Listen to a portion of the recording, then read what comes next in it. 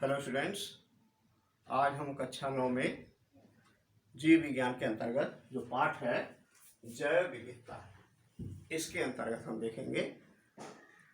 हमने कल आपको जैव विविधता के बारे में बताया था कि जीवों में अधिकता और अधिक होने के कारण हम अध्ययन नहीं कर पा रहे थे, तो नामांकन की जरूरत पड़ी और जिससे हम प्रत्येक स्थलीय, जलीय, वायवीय सबका अध्ययन कर सकें, इसका हम लोग अध्ययन कर रहे थे। जिसमें सबसे पहले व्हिटेकर साहब ने 5 जगत प्रणाली के द्वारा Monera, protista, Plantae, fungi and animal 5 भागों में बांटा था। और जिसमें मोनेरा के अंतर्गत जो सूक्ष्म जंतु हैं वो आते हैं, जैसे आपके जीवाणु हैं। लेकिन प्रोटिस्टा में प्रोटिस्टा का अर्थ होता है, जैसे आप देखें प्रोटिस्टा, तो प्रोटिस्टा का अर्थ है, प्रो मीन्स होता है पहले और टिस्टा मीन्स होता है आवरण। मतलब ऐसे जंतु जिनमें सबसे पहले आवरण पाया जाता है उसे हम कहते हैं प्रोटिस्टा। तो जो प्रोटिस्टा है, जैसे हमने कल देखा, स्टडी भी किया, अमीबा ही एक ऐसा जंतु है जिसके अंतर्गत एक जो लेयर पाई जाती है जिसे प्लाज्मा लेमा कहते हैं, और वह उसका कार्य है कि जो जलीय प्राणी है तो उसमें जो जल में उपस्थित जो पदार्थ हैं उनको जो है विसरण के माध्यम से अंदर में अवशोषित करना तथा अपचित पदार्थों को उसी से, ये ऑस्मोसिस क्रिया के द्वारा ही जो अपना भोजन लेते हैं या निकालते हैं वह क्रियाएं होती हैं। मतलब उसमें having no digestive parts, elementary मतलब एक्सक्रीटरी पार्ट्स, मतलब एनी ऑर्गन्स नॉट प्रेजेंट, अभी मतलब कोई अंग उपस्थित नहीं होते। तो इस प्रकार हम देखेंगे कि जो प्रोटिस्टा ऐसा करते हैं जिसे हम अमीबा। तो आज हम, जैसे हमने कहा कि इसके अंतर्गत क्या है, प्रोटोजोआ एक शब्द है, प्रोटोजोआ। अब इसका भी अर्थ वही है, प्रो मीन्स होता है पहले और जोआ मीन्स होता है जंतु। मतलब ऐसा जंतु जो सबसे पहले जल में आया उसे हम प्रोटोजोआ कहते हैं। तो प्रोटोजोआ के अंतर्गत देखें तो जैसे हमने कल देखा कि इसके लक्षण थे, कल हमने बताया भी था कि यह जंतु क्या होते हैं, सूक्ष्मदर्शी के द्वारा देखे जाते हैं। ऐसे आप नहीं देख पाएंगे कि आपके हर जगह मिल जाए, तो सूक्ष्मदर्शी के द्वारा देखे जाते हैं। फिर यह एक कोशिकीय होते हैं। इनका जो है द्रव पदार्थ 2 भागों में विभाजित होता है, एक्टोप्लाज्म, एंडोप्लाज्म, और इनमें केंद्रक एक पाए जाते हैं, खाद्य रेतिकाएँ पाई जाती हैं, संकुचनशील राजधानियाँ पाई जाती हैं, तथा एक सबसे मुख्य पॉइंट हमने बताया था, अमीबा गमन कैसे करता है, स्यूडोपोडिया के द्वारा। तो इसे ध्यान रखेंगे।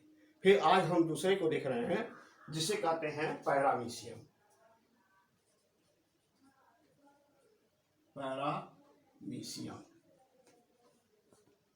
यह जो पैरामीशियम है, जो कि यह क्या है, एक कोश की है, लेकिन सारी चीजें हैं, लेकिन इसकी जो आकृति होती है थोड़ी सी सूर के आकार की होती है, और इसमें जो इसे हम कहते हैं कंट्रेक्टाइल वैक्यूल। फिर उसके बाद या फूड वैक्यूल, यहाँ भी कंट्रेक्टाइल वैक्यूल मतलब, और यहाँ पर केंद्रक। तो इसके ऊपर देखते क्या है, पतले पतले इस तरह से हेयर्स पाए जाते हैं। अब देखिए अमीबा में नहीं पाया जाता था, तो इस तरह से पतले पतले हेयर्स पाए जाते हैं जिसे कहते हैं सीलिया, या इसे कहते हैं रोमा। तो यदि हम एक कोश की जंतु को देखें, अब अमीबा आप देखें कि वहां पर सीलिया नहीं पाया जाता था, वहां पर उसके स्थान पर दिखाई नहीं पड़ते हैं, विलाई पाए जाते हैं जो स्यूडोपोडिया के ऊपर होते हैं, बहुत ही माइक्रो होते हैं। और यहाँ पर देखें हैविंग डिफरेंशिएशन, यहाँ पर देखें सीलिया पाए जा रहे हैं। तो इसीलिए यह गति किसके द्वारा करेगा, रोमार के द्वारा। जो जितने हेयर्स दिख रहे हैं ये इन्हीं के द्वारा यह गति करता है। तो लक्षण वही है जैसे आपके अमीबा के हैं कि यह एक कोशिकीय जंतु है, जैसे आप देखेंगे यह एक कोशिकीय जंतु है। इसके जो द्रव पदार्थ इसमें भी कैसे होंगे, they are divided into two parts, first is ectoplasm and second is जैसे ये जो है एंडोप्लाज्म, और इसे कहते हैं एक्टोप्लाज्म। और यह जो है यहाँ पर एक केंद्रक है, इसमें छोटे छोटे फूड, ये जो है खाद्य रिक्तिका है,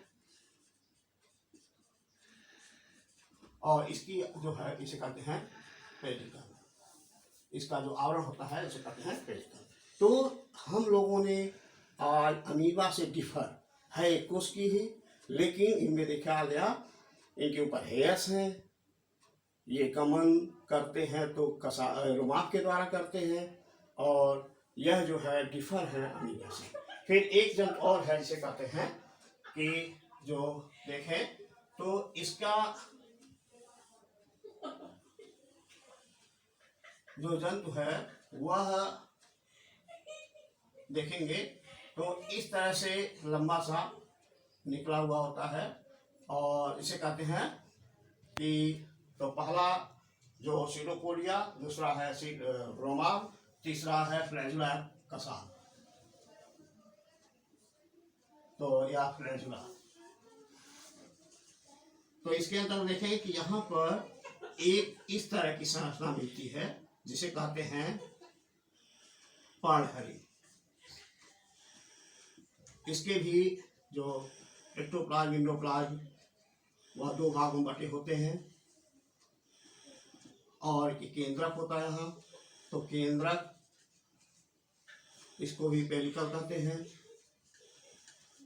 तो इस तरह से हम देखें कि जो यह फ्लैजुला है के कारण, तो अब यह इसे हम कहते हैं यह जो है जंतु तथा पौधे के बीच की कड़ी है। क्यों? तो यह देखेंगे कि यहाँ पर देखिए चित्र से बता दे रहा है कि चूंकि यह भ्रमण करते हैं, चलते हैं किसके द्वारा, कसाब के द्वारा, जो जंतु के लक्षण है, लेकिन यही पर्णहरी पाया जा रहा है, तो यह पौधे की संरचना है। तो यह प्रकाश संश्लेषण के माध्यम से यह अपने अंदर स्वपोषी की संरचना जो हमने पढ़ाए थे, या जानते हैं आप कि स्वपोषी मतलब अपना वजन स्वयं बनाते हैं सूर्य के प्रकाश में। तो यह ये देखें यहाँ पर पर्णहरी है, जिसके कारण सबसे मेन कारण यही है कि पौधे का स्ट्रक्चर है और जंतु का स्ट्रक्चर है, इसलिए यह जो है connecting in between animals and plants. तो आप कह सकते हैं जो यूग्लिना है, जिसे हम कहते हैं इसे यूग्लिना, तो यह यूग्लिना पौधे तथा जंतु के बीच की कड़ी है। इसका यही इसीलिए स्ट्रक्चर के माध्यम बता सकते हैं। तो कोई पूछे क्यों है तो हम बता देंगे, जंतु का एक कैरेक्टर है कसाब के द्वारा, तो जंतु चलते हैं, पौधे चलते नहीं हैं, और यह जंतु संरचना है। फिर उसके बाद हम देखेंगे कि इसमें तो सारे गुण एक कोशिकीय के हैं, लेकिन यहाँ पर दो कैरेक्टर के कारण यह जंतु और पौधे के बीच की कड़ी है। अगला संघ जो है, हम तो क्या प्रोटोजोआ के बारे में पढ़ा, तो इसमें तीन जंतु हैं, अमीबा, पैरामीशियम, यूग्लिना, और तीनों के गमन तीन तरह के हैं, जिसे हम कहते हैं सीडोपोडिया और सीडोपोडिया, सीलिया तथा फ्लैजुला। तो तीन तरह से गमन करते हैं। अगला चैप्टर अगले पाठ में। हेलो स्टूडेंट्स, आज हम कक्षा 9 में बायोलॉजी जीव विज्ञान के अंतर्गत जो सब्जेक्ट जो है उसे जीवों की विविधता के बारे में अध्ययन करेंगे। तो यहाँ देखिए, जैसे आप जानते हैं कि जो विज्ञान है उसमें फिजिक्स है, केमिस्ट्री है, बायोलॉजी है, मिक्स है करके, और हर पाठ एक पाठ हो दिया तो एक पाठ हो दिया। तो आप समझिए कि हम किस क्रम में पढ़ाएंगे, उसी सीक्वेंस में जैसे हम लिखे हुए हैं उसी क्रम में हम पढ़ाएंगे। जैसे पहला है जीवों की विविधता, फिर जीवन की मौलिक इकाई, फिर ऊतक, फिर उसके बाद हम बीमार क्यों होते हैं, प्राकृतिक संपदा, खाद्य संसाधनों में सुधार। तो जो हुआ है, तो इसमें हर जैसे त्रैमासिक परीक्षा में हमें जो तैयारी करना है वह जीवों की विविधता यानी जीवन की मौलिक इकाई ऊतक और जीवन की विविधता, यहाँ तक तैयारी करनी है। तो इसलिए हम लोग तो जिस क्रम में हम पढ़ा रहे हैं उसी क्रम में कापी में लिखेंगे और परेशान मत होंगे कि ये पाठ यहाँ है वो पाठ यहाँ, क्योंकि किताब में पाठ इधर से उधर है तो कोई बात, लेकिन हम सीक्वेंस में जो पढ़ा रहे हैं या सीक्वेंस में वीडियो भेज रहे हैं उसको आप जैसे टाइम से भी भेजते हैं तो उसको जो करीब 3 वीडियो हम भेज चुके हैं, चौथा वीडियो जा रहा है। तो इसमें आप लोग अभी यह लंबा चैप्टर है चूँकि, तो 2 लंबे चैप्टर हैं, जैसे जीवन विविधता और जीवन की मौलिक इकाई, ये थोड़ा लॉन्ग चैप्टर हैं, तो इसीलिए हमने पहले इसी से शुरू किया है और इसको ध्यान सुनेंगे और ये भी देखेंगे कि हम पढ़ाते तो हैं लेकिन किताब के अंतर्गत आप जरूर देखेंगे और ध्यान से यह देंगे कि चित्र बनाना जरूरी है। अगर आप चित्र नहीं बनाते हैं तो आपको लिखने से कुछ नहीं मिलता है, तो चित्र पर विशेष ध्यान देंगे, नाम याद करेंगे और हर संघ में कौन सा जंतु है कम से कम 2 जंतुओं के नाम जरूर याद करें। और यदि जूलॉजिकल नाम याद हों या बोटेनिकल नाम याद हों यानी जंतु वैज्ञानिक नाम या वनस्पति वैज्ञानिक नाम, दोनों नाम याद हों तो वह और बेटर होगा।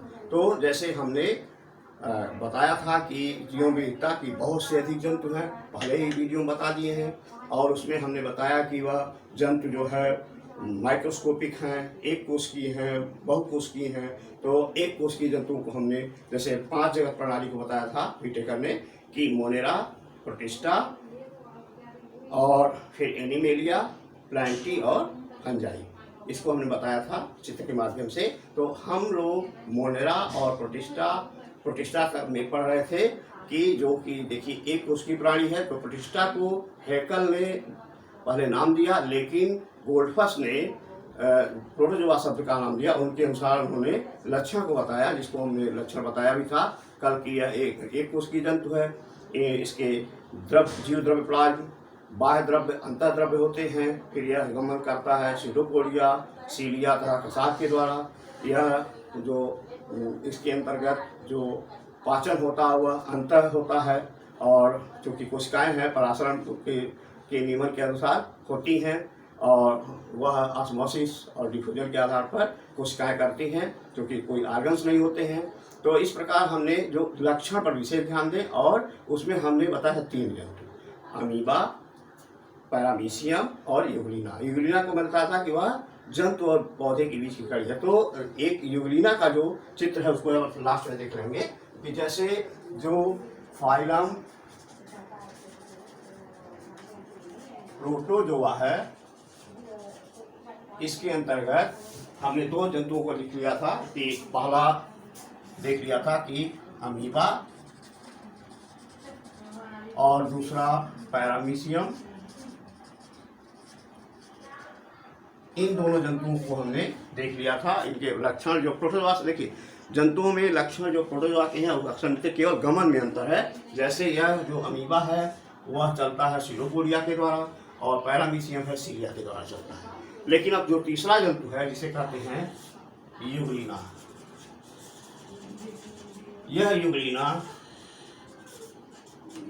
जो जंतु है यह हमने क्या बताया था जंतु और पौधे के बीच की कड़ी है। तो इसको अगर ध्यान से देखेंगे तो इसके अंतर्गत जो हमने कल बताया था कि यह जो भाग है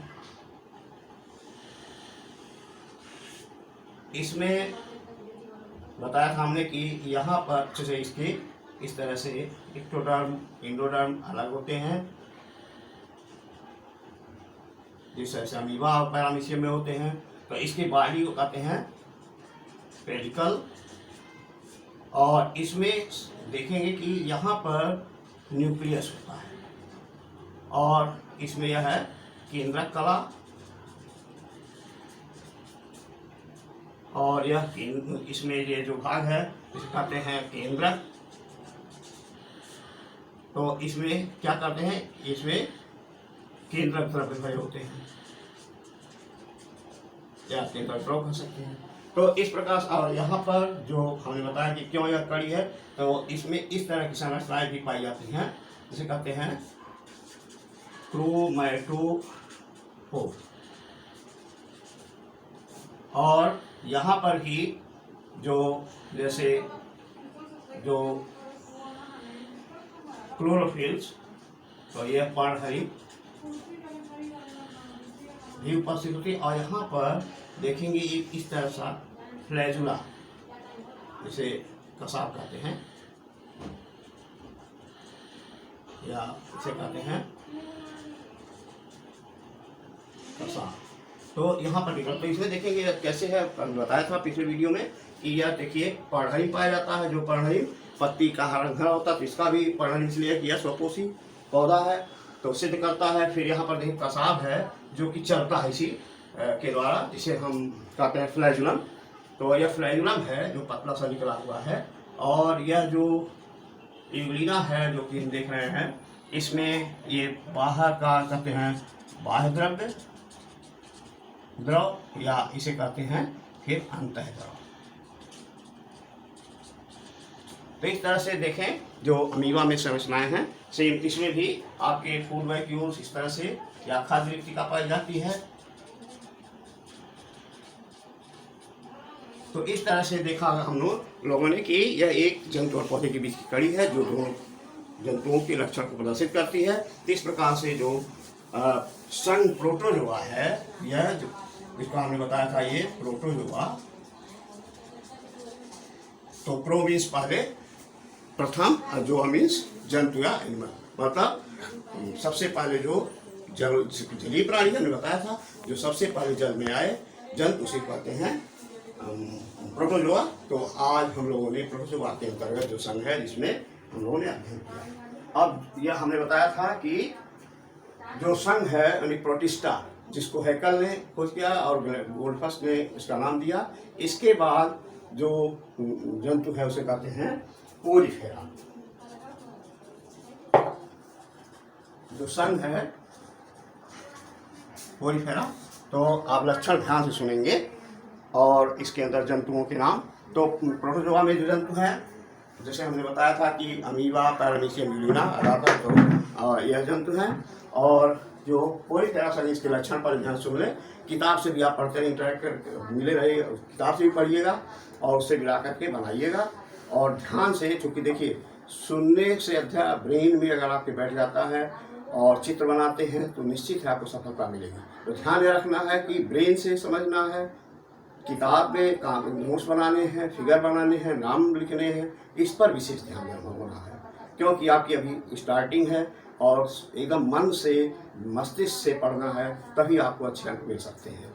और चित्रों को विशेष ध्यान देंगे और नाम देंगे, तो इसका विशेष ध्यान देंगे। तो जैसे पोरीफेरा संघ है, जैसे पोरीफेरा माने होता है कि जैसे पोरीफेरा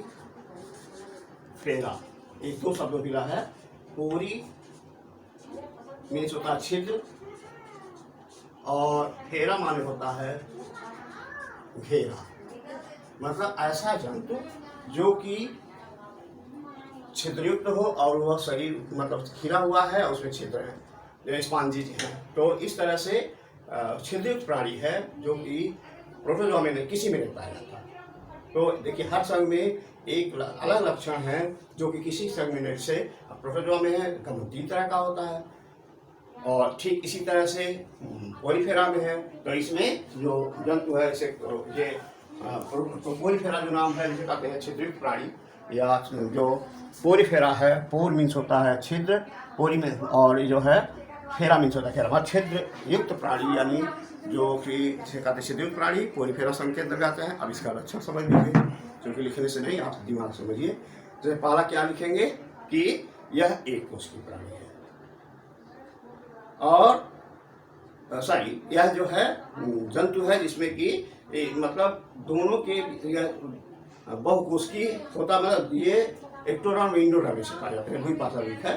तो यहाँ पर देखेंगे कि जो जंतु हैं जो कि आप इसमें कई तरह के सेल्स बॉडी पाए जाते हैं, तो इसलिए एक ही सेल नहीं पाए जाते, तो इसलिए यह बहुकोशिकीय यहीं से शुरू हो जाता है। वजह के बाद प्रोटोजोआ एक कोशिकीय था, पोरीफेरा में या जो कि बहुकोशिकीय पहला या बहुकोशिकीय प्राणी है, इसमें 2 स्तर पाए जाते हैं, एक्टोडर्म और इंडोडर्म।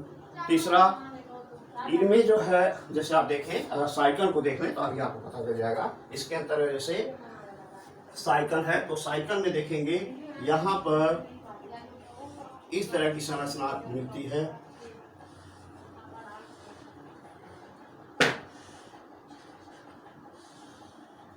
ये है आपका। तो यहाँ पर देखेंगे तो यहाँ पर इस तरह से कई छिद्र पाए जाते हैं इस तरह से, और इसके ऊपर इस तरह से निकले होते हैं, ऐसे इसमें भी, ऐसे इसमें भी। तो इसे कहते हैं ऑस्टिया और इसे कहते हैं ऑस्कुलम। और यह है आधा से लगे होते हैं स्टोलन। तो इस तरह से इस जंतु को देखें कि पूरे लाखों छिद्र पाए जा रहे हैं। तो यह क्या है, इसमें बहुत सी चीजें से चल रही है, पानी में अगर डालें तो उसे पानी रुकेगा नहीं। ऐसे यह जंतु क्योंकि यह गतिशील नहीं होता या किसी जगह से चिपका हुआ होता है, जैसे किसी पहाड़ से चाहे पौधे से चिपका हुआ होगा, और चाहे जैसे वह चिपका होता है या मूवेबल नहीं होता है, किसी भी स्थान पर यह फिक्स होता है। तो इसमें सबसे पहले जैसे हमने काफी से लक्षण सुन लीजिए कि यह बहुकोश की प्राणी है, वही पार्श्व में मिनरल पाए जाते हैं। फिर उसके बाद इसमें जो छिद्र पाए जाते हैं, और क्या है, बॉडी में पोषण पदार्थ पहुंचाने के लिए नाल प्रणाली पाई जाती है। तो नाल प्रणाली पाई जाती है, जैसे आप नहरों से देखें, खेतों में पानी जाता है, बड़ी नहर होती है, छोटी छोटी नहर निकलती है। तो ऐसे इसके शरीर में नाल प्रणाली पाई जाती है, और प्रत्येक कोशिका में पतली पतली नालियां निकल करके और पोषक पदार्थों को देती है। तो नाल प्रणाली पाई जाती है। फिर बॉडी का एक देखिए आकार है, अमीबा में कोई आकार नहीं, तो इसको आकार देने के लिए इसमें क्यूज पाए जाते हैं, कंटिकाएं कहते हैं। जैसे आप देखें कि अलमारी बनानी होती है तो उसमें छड़ डाले जाते हैं, तो इस तरह से इसमें कंटिकाएं पाई जाती हैं, नाल प्रणाली पाई जाती है। तो इस तरह से हमने देखा कि और क्या है कि इसमें जो इसको माउथ को कहते हैं ऑस्कुलम। यहाँ पर देखें ये माउथ है,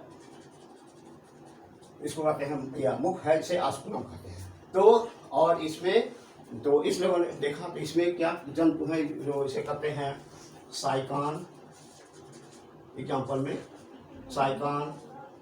फिर दूसरा है एग्जाम्पल स्पांजिला, यूप्लेक्टेला,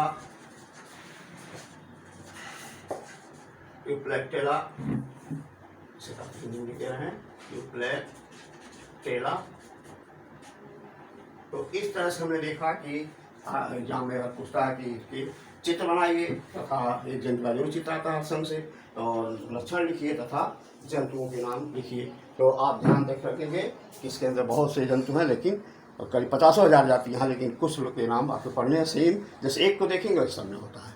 तो इस प्रकार से हम लोगों ने आज पोरीफेरा संघ का लक्षण और एक चित्र के माध्यम से इसकी संरचना पढ़ी।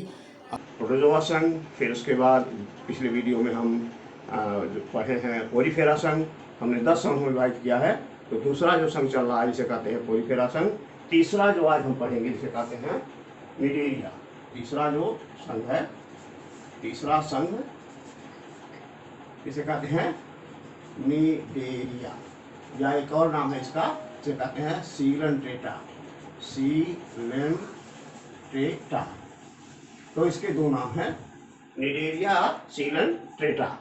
तो जो ये नाम रखे गए, इसको जो ल्यूकार्ट है 1847 में इन्होंने नाम दिया ल्यूकार्ट, और उन्हीं के अनुसार इनके लक्षण बताए गए। तो आप जो इनके पहले लक्षण लिख लीजिए, क्योंकि आता है कि प्रमुख लक्षण क्या है। तो नंबर 1 यह जो है सुन लीजिए कि याद भी रहेगा उससे, जो इसके लक्षण है निडेरिया के या सीलेंट्रेट्स के। पहला क्या है कि यह बहुकोश की प्राणी है। दूसरा, इसके मुख के ऊपर स्पर्शक पाए जाते हैं जो कि किसी में नहीं मिलेंगे। तीसरा, इसके मुख को हाइपोस्टोम कहते हैं। चौथा, यह जो कैसा है, द्विलिंगी जंतु है, मतलब इसमें नर और मादा दोनों एक ही पर पाए जाते हैं। चौथा, इसमें जो हाइपोस्टोम माउथ है, जो कि जो स्पर्शक हैं, जो छोटे जंतुओं को लाते हैं मारकर, और उसी माउथ के रास्ते वह अंदर अपना भोजन लेते हैं। और इसमें जो सिलेंट्रेट्स हैं या जिसमें है, इसमें दंश कोशिकाएं पाई जाती हैं। जो इसके स्पर्शक हैं वह दंश कोशिकाएं पाई जाती हैं जो कि उन्हें मारने का काम करती हैं और मार कर के मुख में रखती हैं। तो इसके अंतर्गत जो जंतु हैं वह हाइड्रा हैं, फाइसेलिया हैं, ओविलिया हैं, ये सब जंतु आते हैं। तो एक जंतु की आप संरचना देखें कि जो जंतु है जिसे कहते हैं हाइड्रा, जो कि द्विलिंगी जंतु है। तो इसके अंतर्गत देखें कि जो हाइड्रा है इसका संरचना देखेंगे तो इसमें जो है यहाँ पर स्पर्शक निकले होते हैं जिनका काम है कि जो कि जल में पाए जाते हैं, जिनका काम है कि इनमें जो छोटे जंतु हैं उनको मार करके लेना। तो यह कैसे होते हैं उनको देखेंगे कि यह कैसे द्विलिंगी है। तो यहाँ पर ही देखें तो द्विलिंगी की संरचना देखने के लिए देखेंगे यहाँ पर कि जो माउथ है तो इसके अंतर्गत इसकी बॉडी इस तरह से, ऐसे इसकी बॉडी इस तरह से, फिर ये संरचनाएं इस तरह से जो यहाँ पर, फिर यहाँ पर देखेंगे यहाँ पर फिर ये जो भाग हैं वह एक स्टार पर लगे होते हैं। तो कहने का अर्थ है और यहाँ पर स्पर्शक निकले होते हैं। तो इसे कहते हैं टेस्टिस। टेस्टिस इसे कहते हैं ओवरी। तो यह देखिए एक ही जो हाइड्रा के ऊपर ये नर भाग है, टेस्टिस नर भाग, और ये है मादा भाग उपस्थित होते हैं। तो यह जो है जो कि मादा भाग है, किस तरह से हमने देखा कि यह जंतु द्विलिंगी जंतु है। और सिलेंट्रेट्स, और इसके उदाहरण देख लीजिए क्या कौन है। उदाहरण है पहला फाइसेलिया, दूसरा हाइड्रा, तीसरा ओवेलिया। इसी ध्यान देंगे कि यह जो जंतु है दो आकार में होते हैं, एक सिलेंड्रिकल और एक होते हैं छत्रक। जैसे फाइसेलिया है, फाइसेलिया को देखें तो ये इस तरह से छत्रक की संरचना बनाते हैं, मतलब ऐसे बनाते हैं, इसमें इस तरह की संरचना होती है। मतलब यह जो भाग है वो छत्रक के रूप में होते हैं। तो दो तरह से, या छाते के आकार के होते हैं या सिलेंड्रिकल होते हैं। तो यह है जिसे कहते हैं फाइसेलिया। तो यह क्योंकि जल में पाए जाते हैं और इनका काम है, जो स्पर्शक हैं ये भी स्पर्शक हैं, इनका काम है। इसके स्पर्शक में क्या पाया जाता है, हिप्नोटॉक्सिन नामक एक विषैला पदार्थ पाया जाता है, जिससे कि वह जैसे ही पहुंचता है वह तुरंत ये जो स्पर्शक है, जैसे इसमें देखिए तो इनकी संख्या होती है 6 से 8 इनकी संख्या होती है। और इनमें हिप्नोटॉक्सिन नामक विषैला पदार्थ पाया जाता है, जो कि जैसे छोटे जंतु आते हैं उनको मार करके, और इसके जो मुख है, ये मुख है इसे माउथ कहते हैं, मुख, और यहाँ पर जैसे ये मुख है, और इसे कहते हैं जो भाग है इसे कहते हैं हाइपोस्टोम। हाइपोस्टोम। तो यहाँ पर देखें कि जो भाग है द्विलिंगी है, और यह जो है इस प्रकार से संरचना जो कि द्विलिंगी से कहते हैं। क्या द्विलिंगी? और सोचेंगे द्विलिंगी किसे कहते हैं कि ऐसे पौधे या जंतु जिनमें नर और मादा एक ही जगह पर पाए जाते हैं, ऐसी संरचना वाले जंतुओं को द्विलिंगी जंतु कहते हैं। तो अगला संघ हम अगले अध्याय में पढ़ेंगे। Thank you, have a nice day.